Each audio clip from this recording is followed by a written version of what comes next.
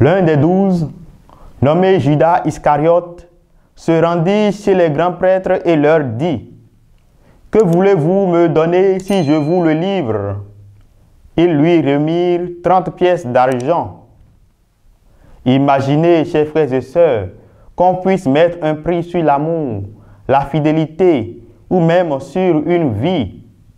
30 pièces d'argent, c'est le prix que Judas met sur Jésus dans la page d'évangile. Un prix si bas que cela soulève une question. Quelle valeur donnons-nous à Jésus dans notre vie? L'histoire nous rapporte à travers l'Écriture sainte que Jésus a été livré non pas par un étranger ni un ennemi, mais par Judas, un de ses disciples, un proche, un ami, pour 30 pièces d'argent, le prix d'un esclave blessé, selon Exode 21, 32. Judas livre son ami et son maître pour si peu, parce que son cœur était rempli d'avidité et de compromis. Retenons bien, Jésus a accepté d'être livré. Il s'est livré lui-même. En Jean 10, 18, il déclare: « Je donne ma vie pour la recevoir de nouveau. Nul ne peut me l'enlever. Je la donne de moi-même. » Jésus savait ce que Judas faisait, mais ne l'a pas arrêté. Il a accepté d'être traité comme un criminel pour que nous soyons libres.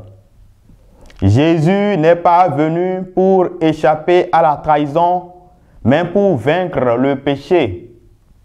Même si le monde lui a donné une valeur d'esclave, Dieu lui a donné le nom au-dessus de tout nom, comme l'affirme saint Paul en Philippiens 2, verset 9. Nous n'avons pas acheté le salut pour 30 pièces d'argent. Le salut nous est donné gratuitement. Du moins, c'est Dieu qui l'achète par son sang et nous le donne gratuitement. Si la trahison de Judas révèle le prix que l'homme donne à Dieu, la croix, quant à elle, révèle le prix que Dieu donne à l'homme. Ce que Jésus a fait, c'est plus qu'un sacrifice. C'est une offre de rachat éternel. Aujourd'hui encore, Jésus est échangé chaque jour. Quelquefois, nous l'échangeons contre une vie de plaisir, contre le regard des hommes, l'ambition ou l'argent. Avec quelle quantité de pièces d'argent? Qu'est-ce qui me pousse à trahir Jésus dans mes choix, mes silences, mes compromis? Suis-je prêt à vivre pour celui qui est mort pour moi? Judas a regretté, mais il n'est jamais revenu à Jésus. Aujourd'hui, chacun a encore le temps de revenir.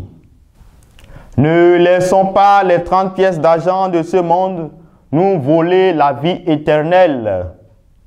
Jésus vaut plus que tout ce que ce monde peut offrir. Il vaut plus que notre confort, notre réputation, notre ambition. Il vaut plus que tout. Si nous nous sommes éloignés de Jésus, revenons.